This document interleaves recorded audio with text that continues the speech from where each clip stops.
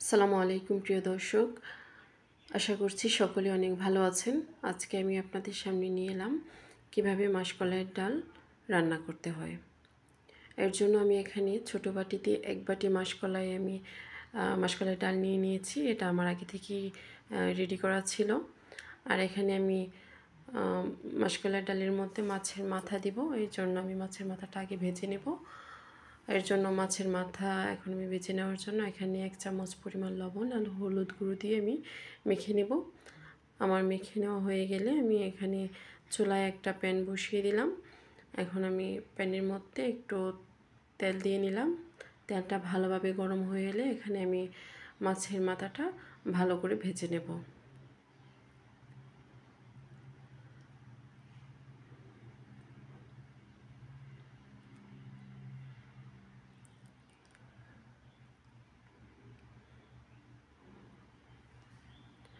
এই তো আমার মাছের মাথাটা ভাজা হয়ে গিয়েছে। এখন যে আরেকটু টুকরো মাছের পিস ছিল, এটা আমি ভালো করে ভেজে নেব। এই তো আমার মাছটা ভাজা হয়ে গিয়েছে।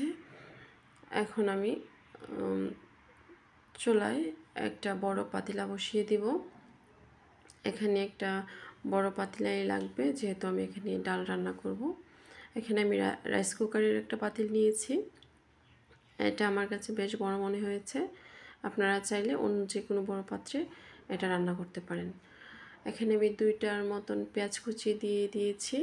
আর এখানে আমি তেল দিয়ে দিচ্ছি পরিমাণ মতো। দিয়ে আমি এটাকে একটু ভালো করে ভেজে নেব।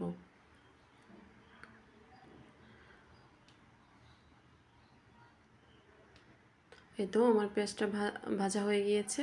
এখন আমি এখানে একটু পানি দিয়ে নেব, যেন পেঁয়াজটা পুড়ে না যায়। এখন এখানে আমি একে একে গুঁড়া মশলাগুলো দিয়ে দিব।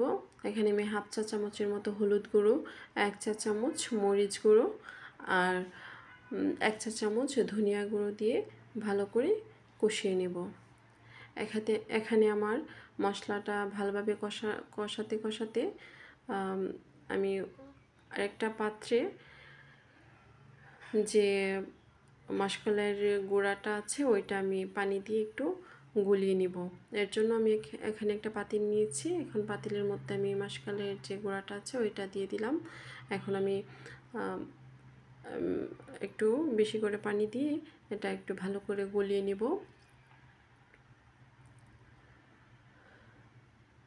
এখানে আমি চামচের সাহায্যে গুলিয়ে নিচ্ছি। আপনারা চাইলে হাতের সাহায্যে এটা করতে পারেন। একটু নেড়ে চেড়ে ভালো করে মিশিয়ে নিতে হবে। এই তো আমার মেশানো হয়ে গিয়েছে।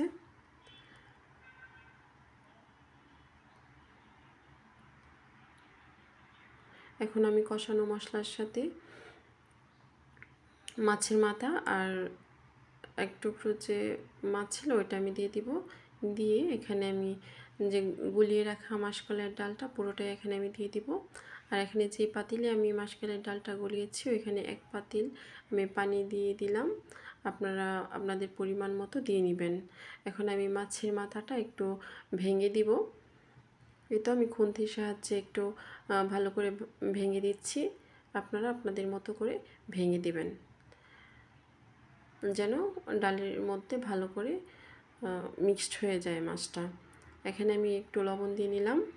আপনারা পরিমাণ মতো স্বাদ অনুযায়ী দিয়ে নেবেন। তারপর একটা ঢাকনা দিয়ে ঢেকে রেখে দিব যতক্ষণ পর্যন্ত বলক না আসে। এই তো আমার বলক চলে এসেছে। এখন আমি ঢাকনাটা উঠিয়ে নিলাম। এখন উঠিয়ে আমি একটু নেড়েচেড়ে দিব। এখানে কিন্তু আর ঢাকনা ইউজ করা যাবে না। যদি আপনারা ঢাকনা দিয়ে ঢেকে রেখে দেন সেক্ষেত্রে কিন্তু ডালটা পড়ে যাওয়ার সম্ভাবনা থাকে। আমার লবণটা আমি টেস্ট করেছিলাম, একটু কম হয়েছে। এর জন্য আমি এখানে আরেক চামচ পরিমাণ লবণ দিয়ে নিলাম। আপনারা টেস্ট করে দেখবেন, যদি কম হয় সেক্ষেত্রে আপনারা আবার দিয়ে নেবেন।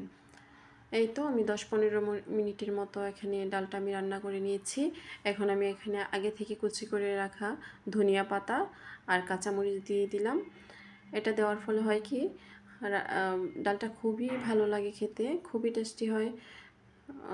আমার প্রায় ডালটা হয়ে এসেছে।